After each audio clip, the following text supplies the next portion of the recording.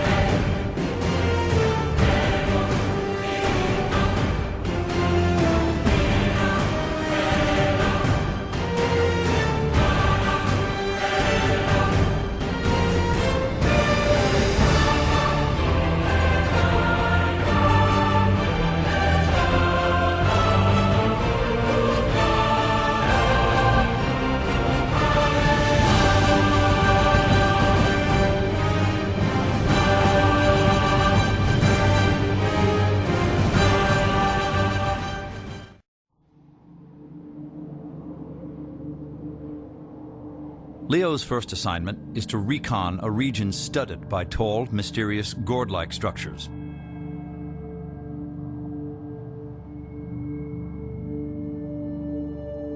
Before he can take them on, he's got to get himself together.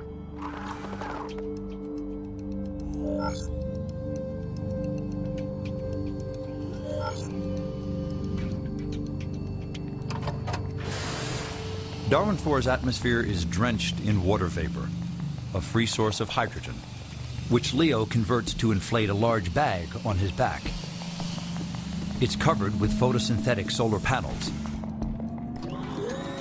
The array turns a green hue as an algae-like material within the cells generates energy from Darwin IV's 2 suns.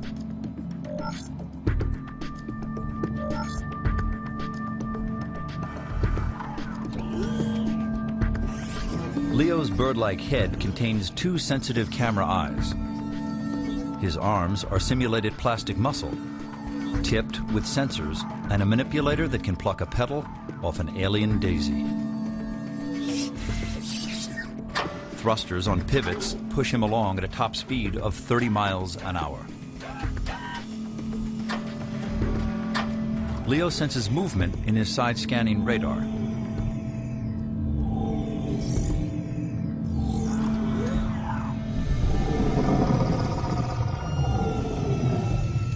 But he can't investigate the source of the movement.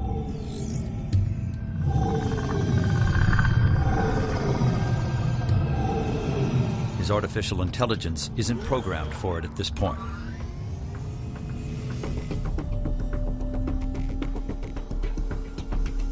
Leo's first priority is finding his yellow-tailed brother. While physically identical, Ike and Leo were created with complementary personalities. Ike is safety conscious. Leo is inquisitive and programmed to take risks.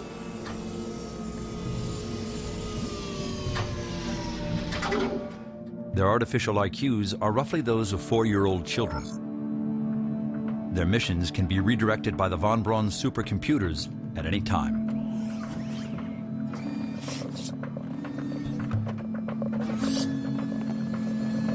Assisting them are mini probes, like this spider.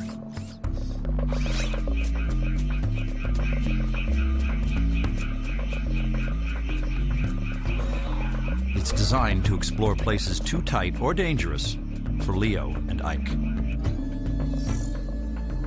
The data they collect is transmitted to the von Braun for analysis. Camera discs serve as high-speed scouts.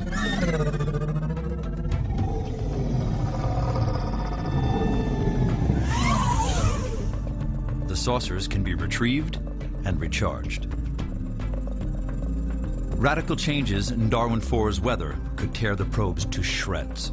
So Ike and Leo deploy an early warning system. Small weather balloons monitor the atmosphere. It's now time for the last diagnostic check.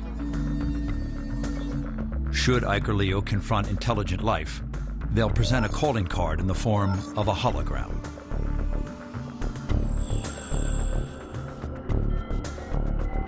Number comprehension, images of our galaxy, solar system, the Earth, and the human species are offered as an interstellar handshake. Leo has sensed something again.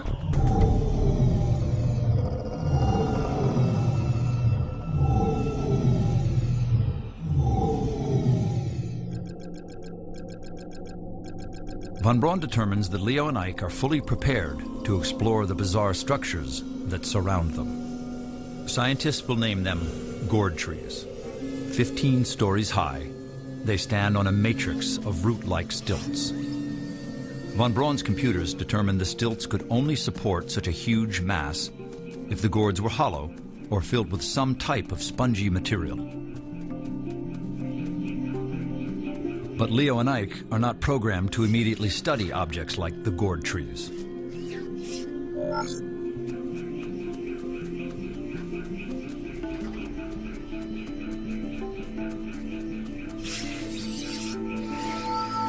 Some astrobiologists predict the only alien life forms we may stumble upon are microorganisms, and the probes are designed to study them. Leo is programmed to search for them in the first puddle of water he finds. A microcosmos of single and multiple cell life forms fill his sensors. But Leo is about to discover that life on Darwin IV comes in many sizes and many faces.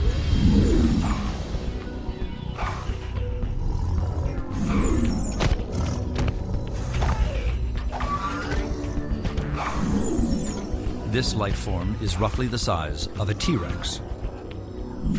But instead of a roar, it directs a single wave of sonar at Leo and Ike.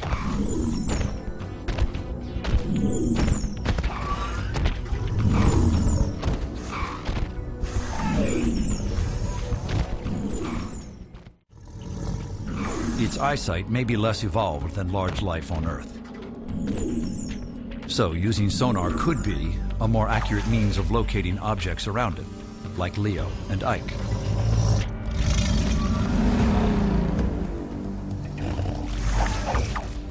Splotches of bioluminescence cover the creature's back. Astrobiologists could call this creature the arrow tongue.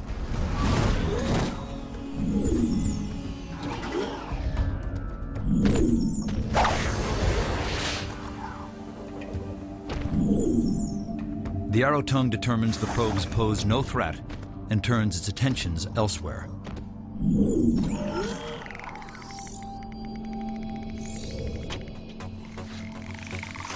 The gyrosprinter is a two-legged vegetarian about twice the size of an African antelope. Arrow tongue reveals itself as an ambush predator, capable of great bursts of speed. As predator and prey hit speeds of 40 miles per hour, the probes are left in the dust.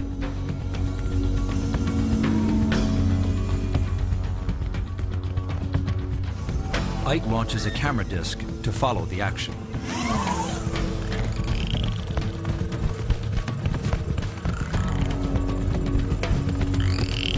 The arrow tongue commands the road like a semi-truck, but the gyrosprinter corners on a dime.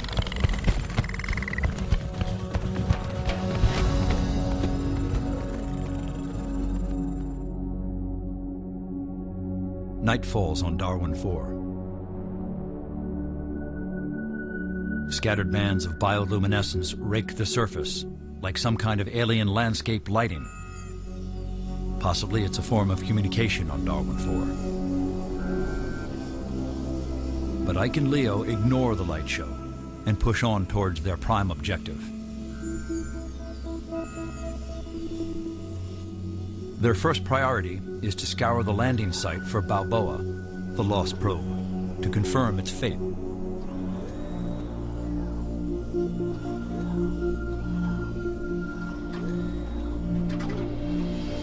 The Darwin mission now depends on just 2 intrepid probes with the intelligence of preschoolers. Images of the Balboa and of large life forms taken by Ike and Leo are evaluated by the von Braun. Its supercomputers now make important adjustments in the programming of the 2 probes. The probes are directed to split up. Leo will hunt for Darwin's larger creatures, while Ike explores ecosystems and life forms that resemble plants.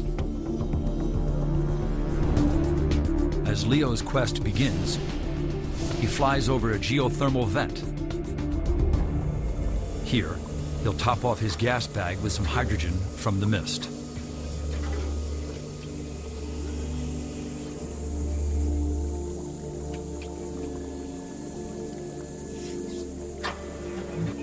But even during a pit stop, a good probe keeps exploring. Life on Darwin IV never stops either. In the midst of this volcanic cauldron, Leo finds microorganisms that resemble some found in hot springs on Earth.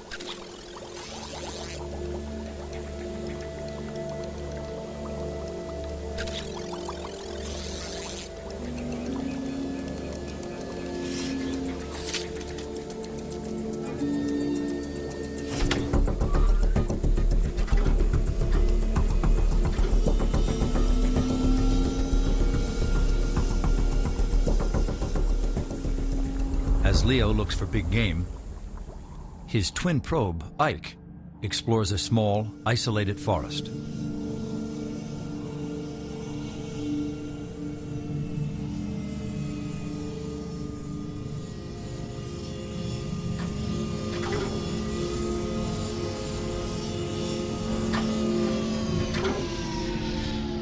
The floor is covered with stickball plants, part sponge, part virus.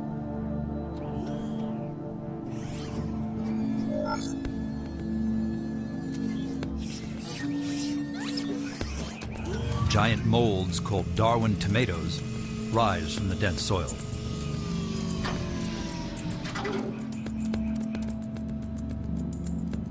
Then Ike's sensors suddenly direct him skyward.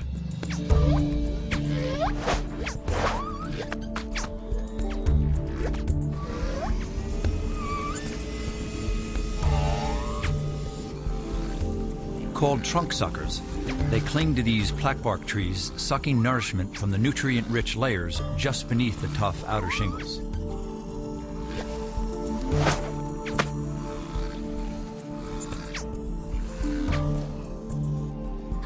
It's here that the mission reaches another milestone.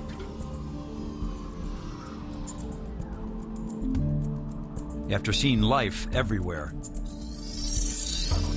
Ike gets his first glimpse of death on Darwin IV. But death from what?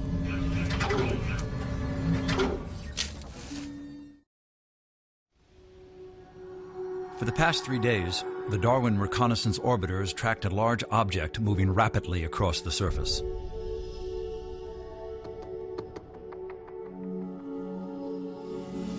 Leo has been ordered to investigate what mission scientists call an object of interest.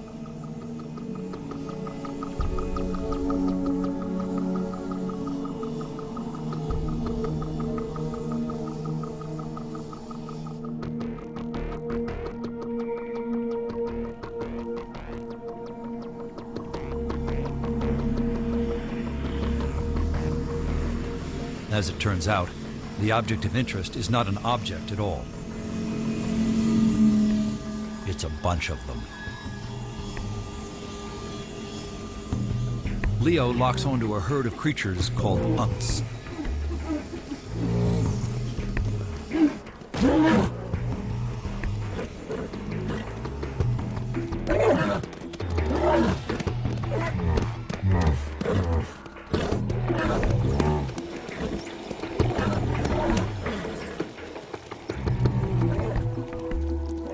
The closer Leo gets to the herd, the more his attention turns from motion to sound.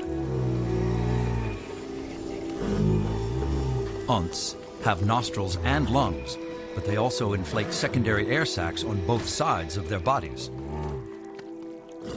Unts are named after the sound they make when they exhale through their dorsal vents.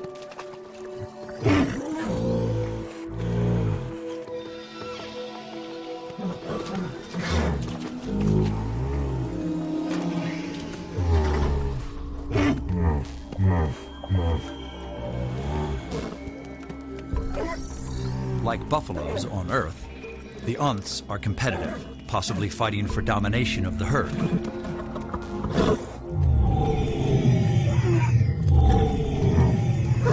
Something spooks the herd.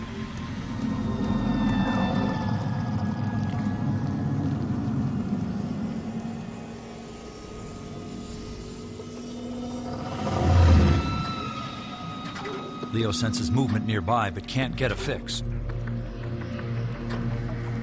His sensors are simultaneously scanning in all directions, looking for the strongest signal. The newest input comes through Leo's microphones.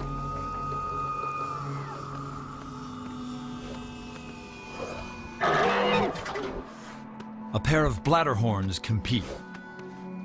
Bioluminescent antlers are displayed to scare off opponents.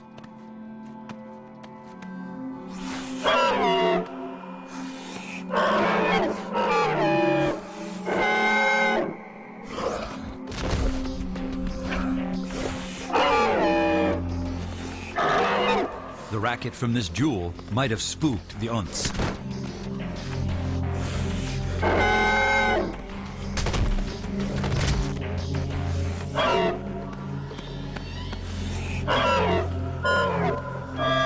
Leo interprets the back and forth bellowing as a form of communication.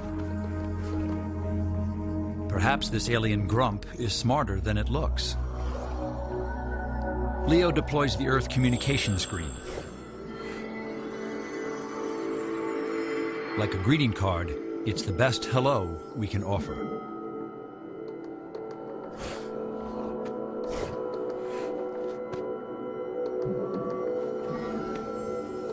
But if the Bladderhorn is saying anything, it's probably telling Leo to get lost.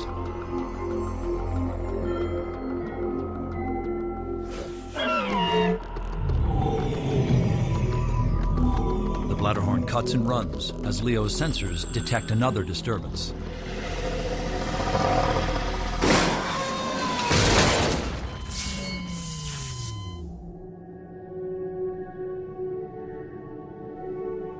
For the next 24 hours, the Von Braun makes several attempts to communicate with Leo, but gets no reply.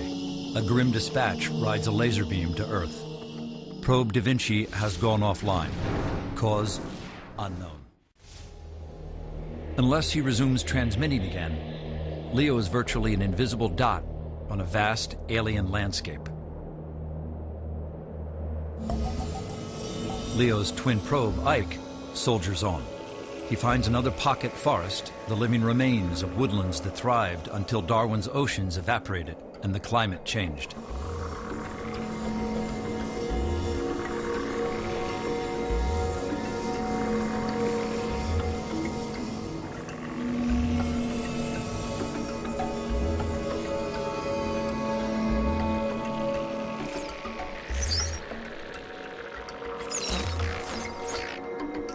As Ike begins to scan the trees, his sensors pick up something new, lurking on a high branch of a plaquebark tree.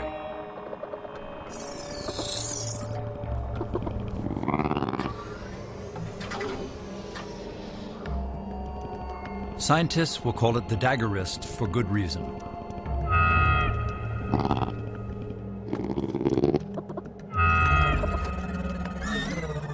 When Ike launches a camera disc, the dagger wrist is not interested in posing.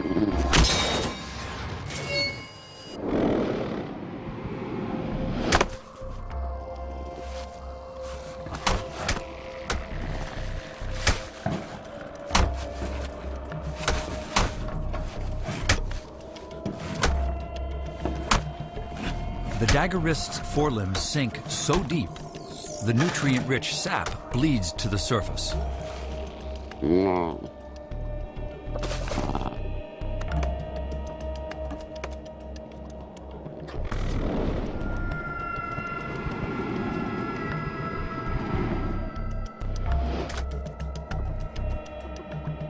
Ike's not programmed to approach something this aggressive. That was Leo's job.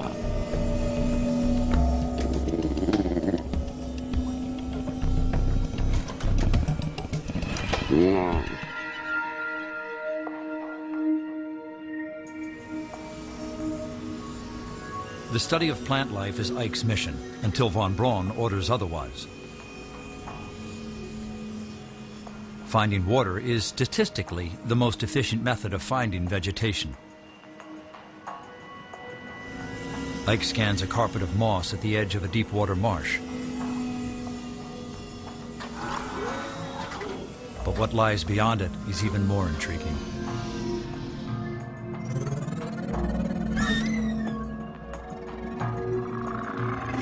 Ike surveys 3 odd mounds covered with saplings. But appearances are deceiving on Darwin IV.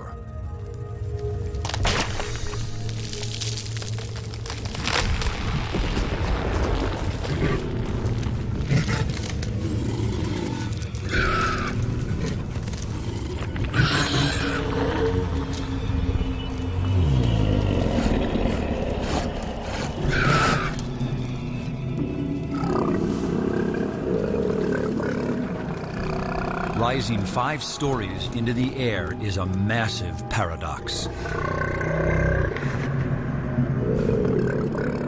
the groveback. Grovebacks bury themselves alive for long periods of time. They're not hibernating, they're feeding. Grovebacks absorb nutrients from the soil through the skin of their underbodies. When the ground's depleted, they move on in search of new feeding areas. Groves of trees sprout from these immense creatures. The groveback provides them water from its spongy tissue. The trees inject sugars into the groveback. Just enough juice to jumpstart these titanic walkabouts on Darwin IV.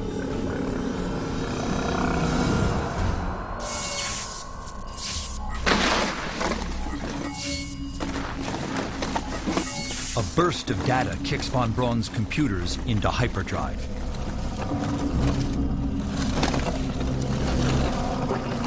Ike's brother Leo has come back online.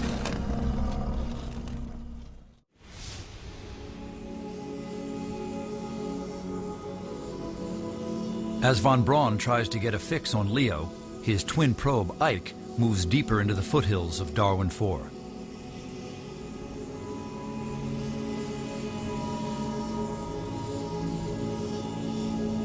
Like groves of pine on Earth, the pocket forests of Darwin IV are covered with colonies of passive organisms that feed on the moist, spongy floor. As Ike continues to explore, the Darwin Reconnaissance Orbiter detects a sudden atmospheric disturbance.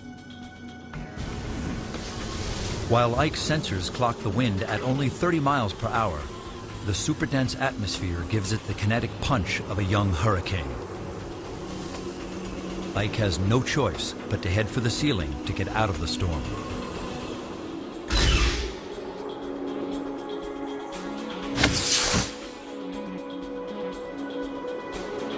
Ike fires a salvo of weather balloons to sample the currents of the unexplored upper atmosphere. Unlike the Earth, where storms are fed by great oceans, Darwin IV's airspace is a shifting maze of thermals rising from hotspots created by the two suns. The power of passing storms present a new and potentially lethal threat to the mission.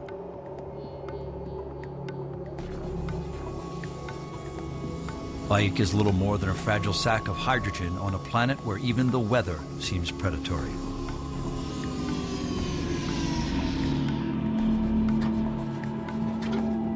But for now, it's back to the business of discovery.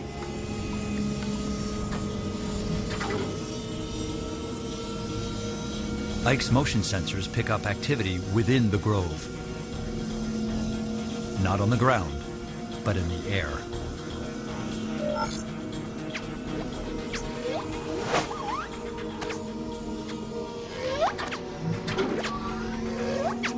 The link between a deadly hunter, its prey, and the blackbark tree suddenly unfolds.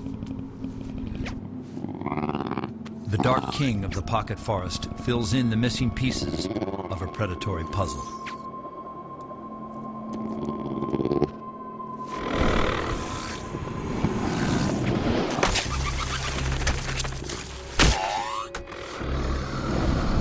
Trunk suckers feed on the sap from gashes made by climbing dagger rests.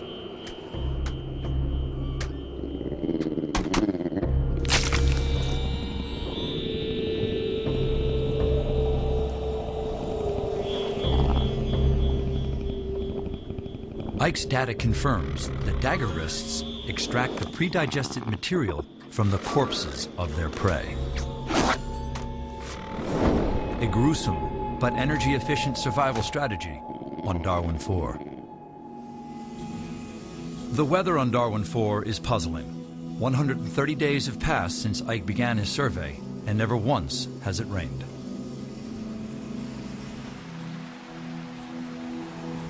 As far as Ike's sensors can determine, Darwin's surface waters flow from underground aquifers and springs. That might explain why forests can only exist in small pockets.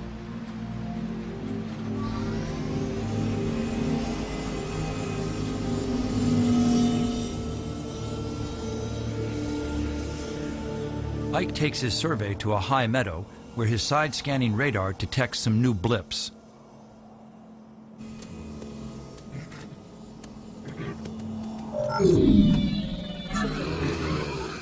A sonar ping throws a herd of literalopes into a panic.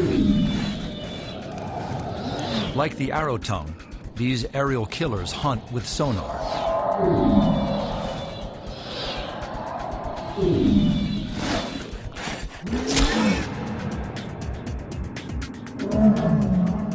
No creature on Darwin IV is safe from the lance of the flying skewer.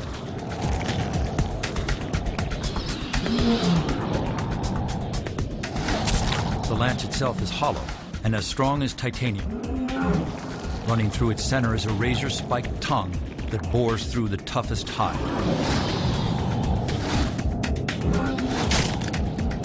Helpless prey are killed and drained of fluids.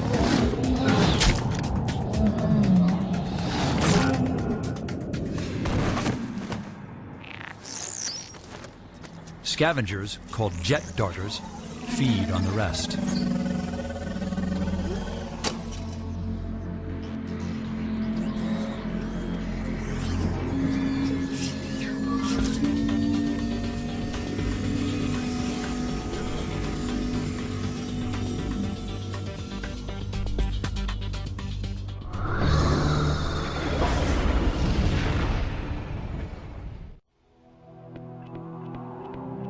On Darwin IV, the mission encounters giant life forms and supersized animal organisms, all supported by a dense, humid atmosphere and a lower gravity than on Earth.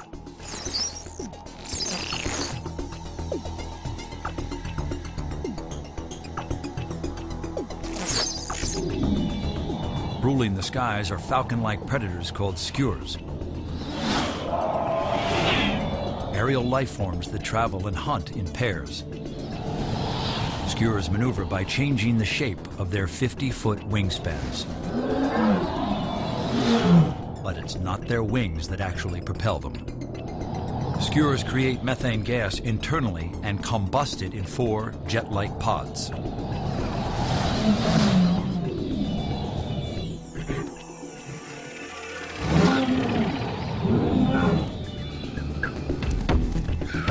Literalopes defend themselves by scattering in all directions. Skewers are forced to choose only one target.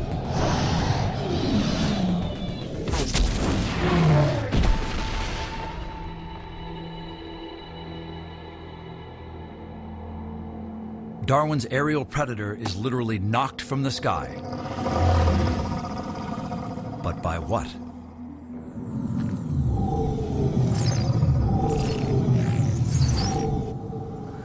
High above the foothills of Darwin's equatorial mountain chain, Ike's sensors detect unusual bursts of energy.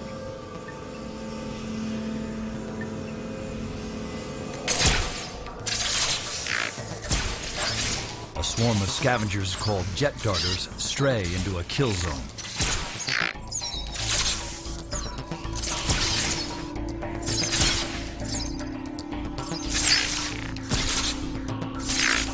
What looks like a colony of oversized mushrooms is a deadly maze.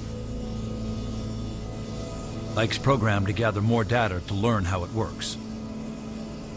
The answer must lie within the organisms themselves. But Ike can't risk frying his circuit boards.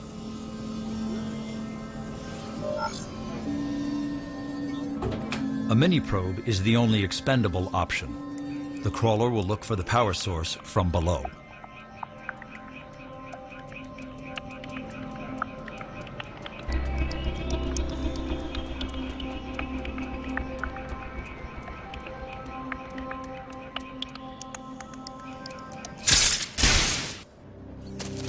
Acting like a light switch, the crawler has closed a fatal gap between 2 electric charges. Ike's sensors pick up a familiar signature.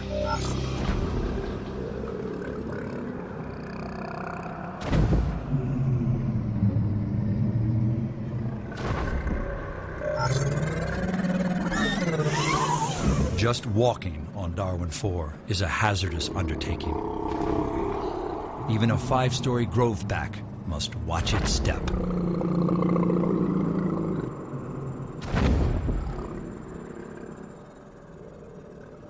A colony of beach quills launch an assault on a careless groveback.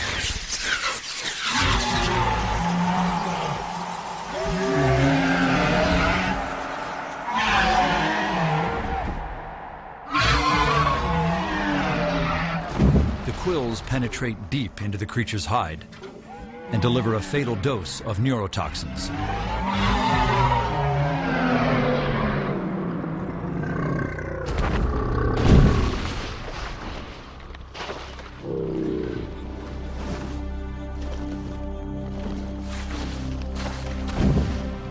The beach quills consume the groveback alive.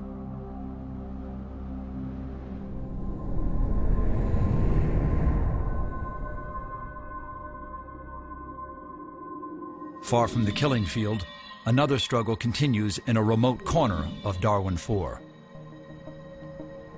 Leo has no fix on his location. To find his position, he must launch a camera disc to clue in to his surroundings.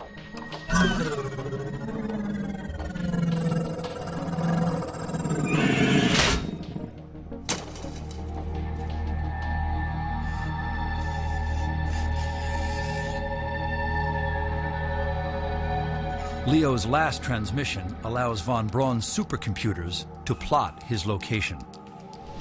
Ike is roughly 200 miles away from Leo as he continues his survey of the foothills. Badlands encrusted with ancient lava fields are covered with lichens and low vegetation. Ike's sensors now lock on to higher life forms.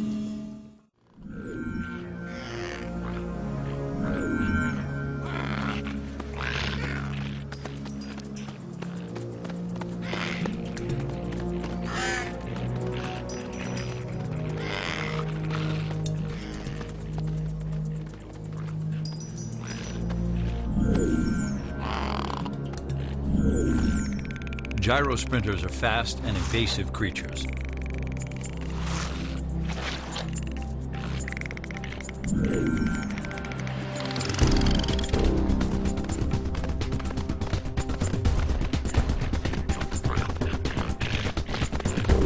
But prongheads know how to run interception.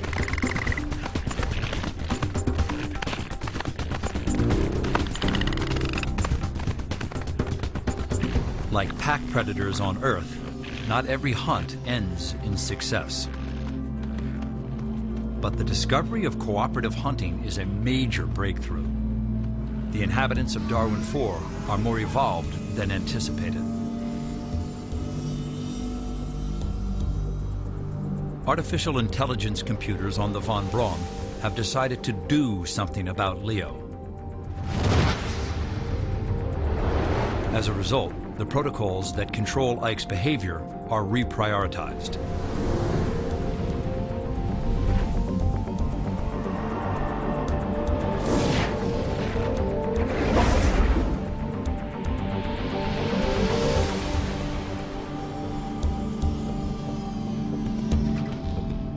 Ike is ordered to break off his survey immediately.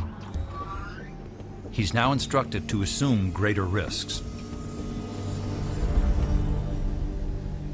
His mission now is to find Leo. The journey will take him across a vast, unexplored region of Darwin IV. Based on data from the reconnaissance orbiter, Darwin's oceans evaporated millions of years ago, transforming the air into a dense, oxygen-rich blanket.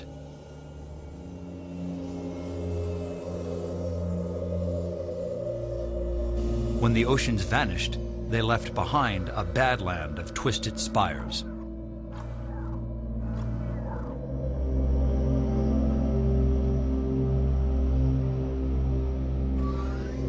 Over the eons, some have grown a mile high.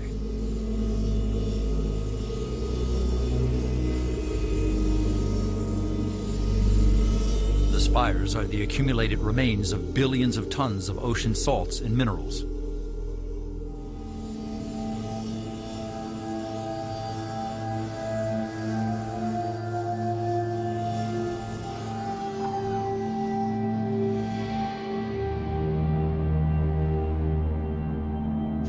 Ike identifies a new object of interest, like nothing yet seen on Darwin IV.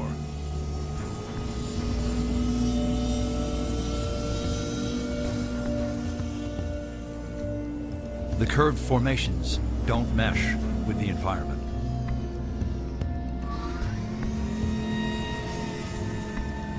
Perhaps they were made by some creature yet to be discovered.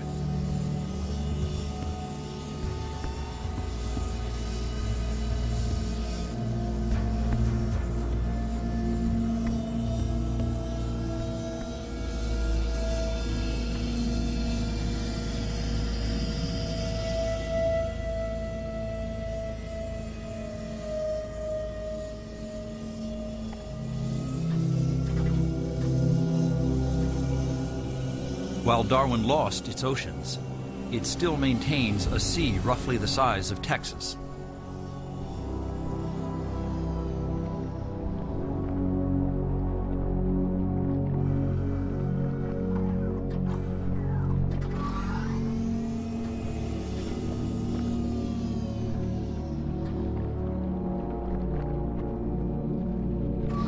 But what looked like water from space doesn't hold up under closer examination.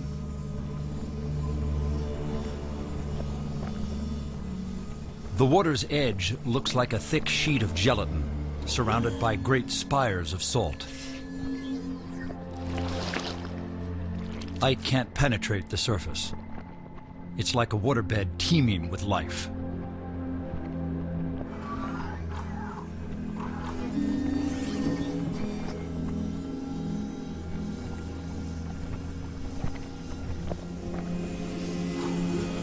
What looks like a sea is actually a vast colony, a matrix of symbiotic life forms.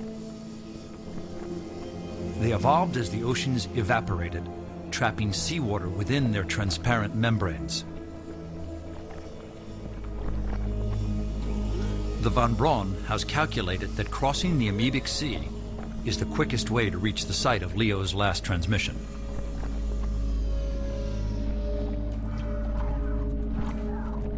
But halfway there, Ike spots a radical change in the surface texture.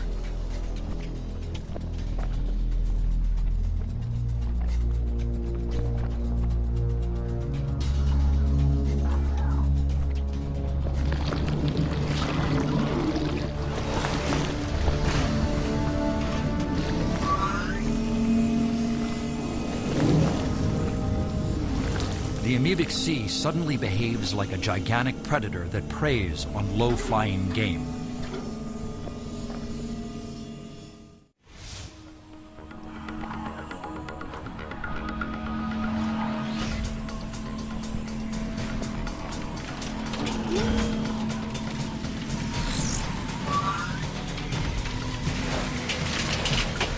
Probe Isaac Newton is blasted by a cyclone of salt and caustic minerals.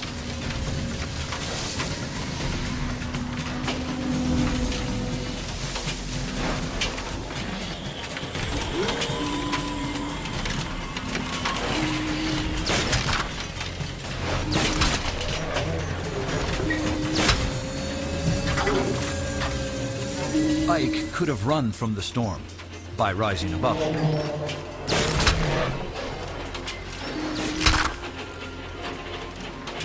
But his new directive is to assume greater risk in the search for Leo. Crossing the amoebic sea is the shortest path.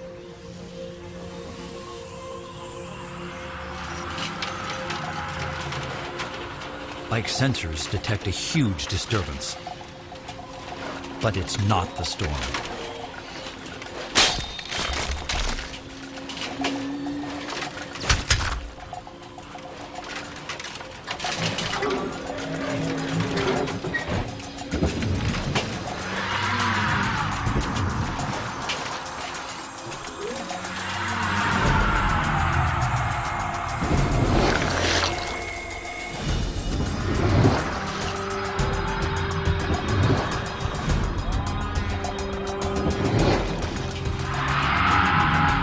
It's the biggest life form ever encountered, anywhere. The Sea Strider is 7 stories tall.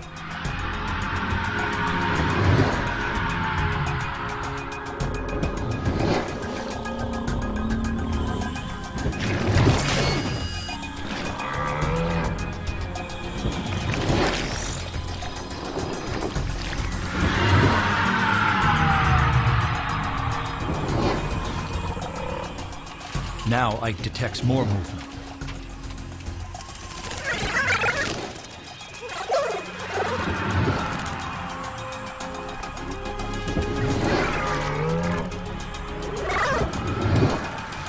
The flyers seem to orbit the Strider, attracted to an energy source just beneath its mouthless head.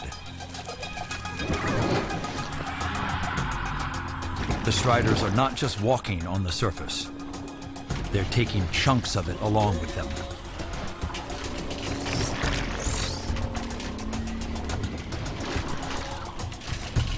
The storm ends as suddenly as it began. The Striders are heading the same direction Ike must take to reach Leo. So Ike will tag along and gather data on the alien giants. Astrobiologists could find that the Striders eat from mouths at the bottom of their giant feet, trudging back and forth across the sea on a movable feast.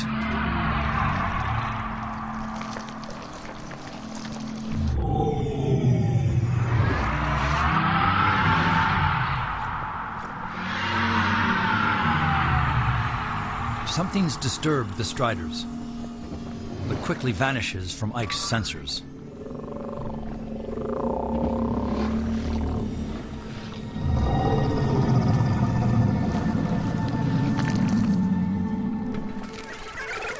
The flyers are nymph-like young of the Sea Striders.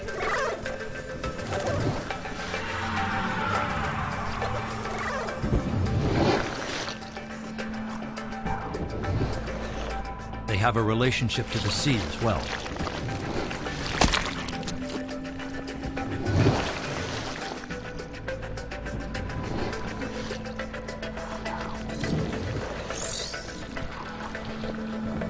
The far shore is finally in sight.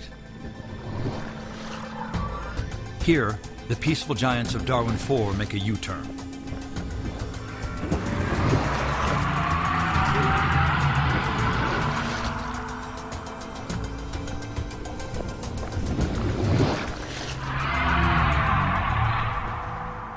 Based on Leo's transmissions to the Von Braun, Ike will follow his trail like a robotic bloodhound.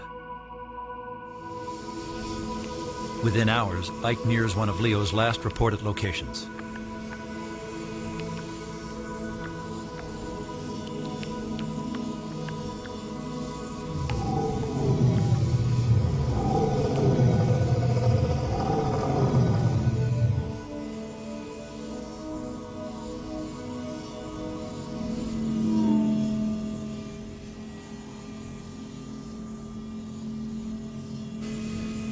The Unth herd hasn't strayed far from where Leo first encountered them.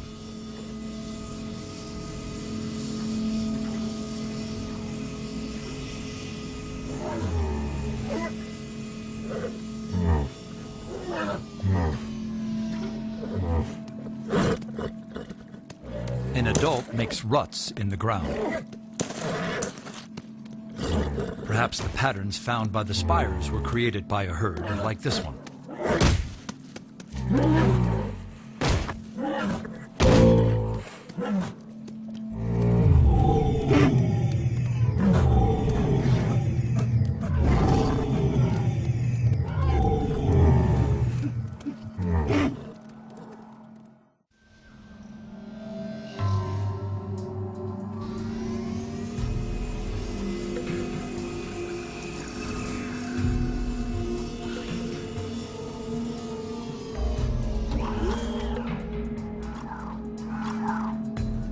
It's not the camera disc that stumps Ike's computer.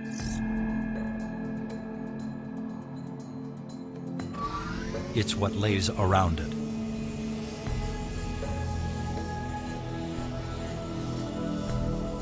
Ike is unable to determine if something actually built this site.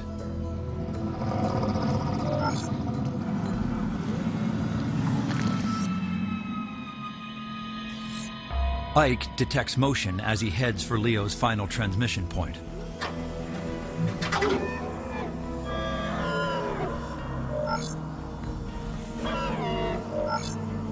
The Bladderhorn still defends the same piece of turf.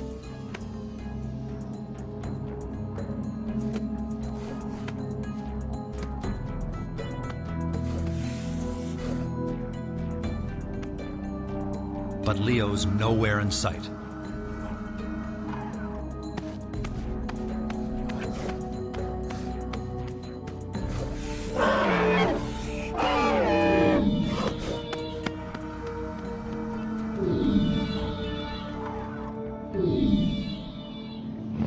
There's no place to run and no time to hide from Darwin's deadliest predator. The probe is not equipped to evade predators like the skewer.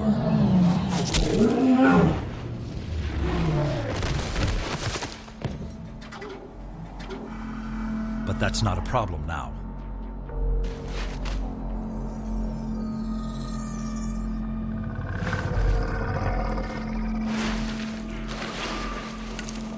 Ike's sensors pick up a new life form.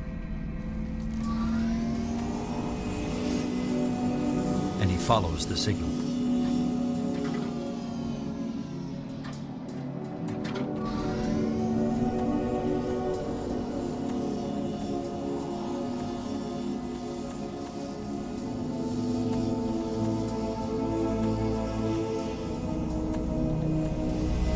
The skewer has disappeared.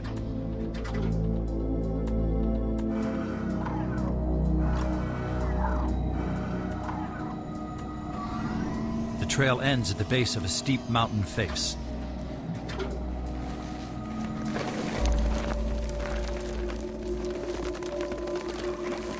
Or does it?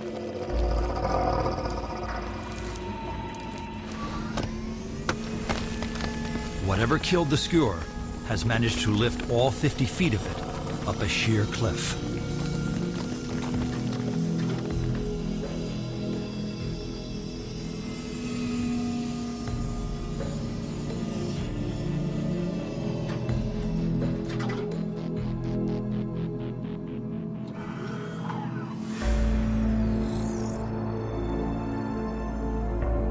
Ike senses no movement, no transmissions coming from his twin probe, Leo.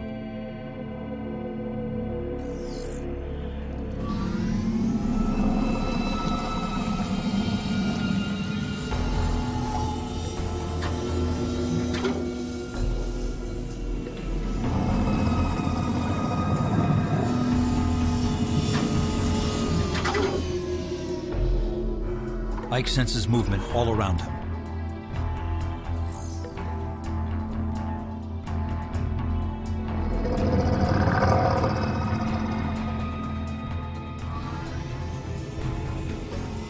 Suddenly, movement is detected from Leo's direction.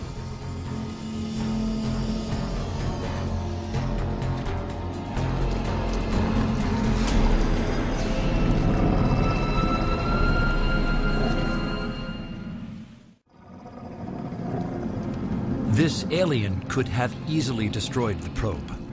Instead, it waits for Ike to make the next move.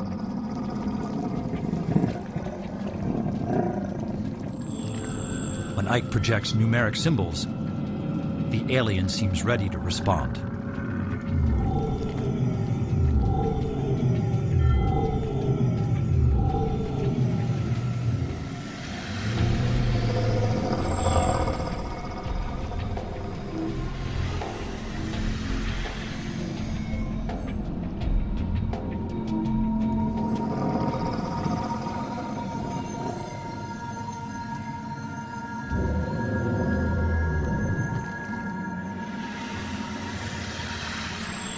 Part 1 is a test to determine if this alien creature can conceptualize and is therefore intelligent. Ike flashes 3 symbols.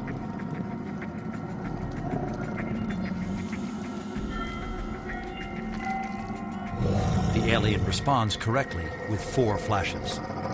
This response triggers Ike to deliver the rest of the message.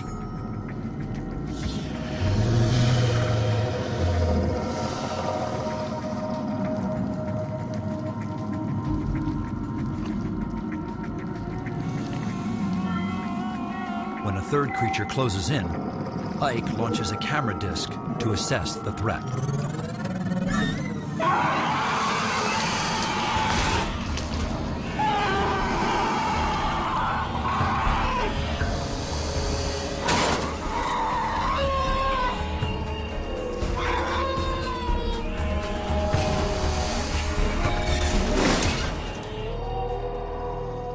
"160 days into the Darwin IV mission, the last recorded image of Ike and Leo is sent to the von Braun. Computers play and replay the data for the next 72 hours. But interpretation of this profound event is beyond the scope of its artificial intelligence software. To evaluate the full significance of our first extraterrestrial contact requires human intelligence. After decades of research, the pieces begin to fall together.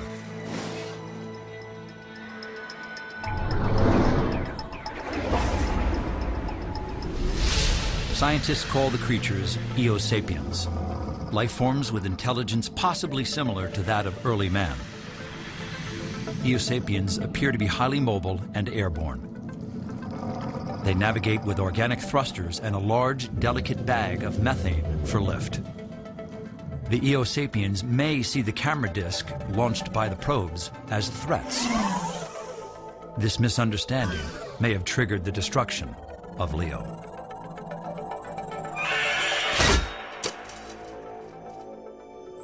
As the simulated mission to this alien planet ends, the questions it raises are as immense as the universe. Will we ever find life beyond our planet? What must we do to reach it? And how can we prepare ourselves psychologically to deal with the discovery of alien life forms?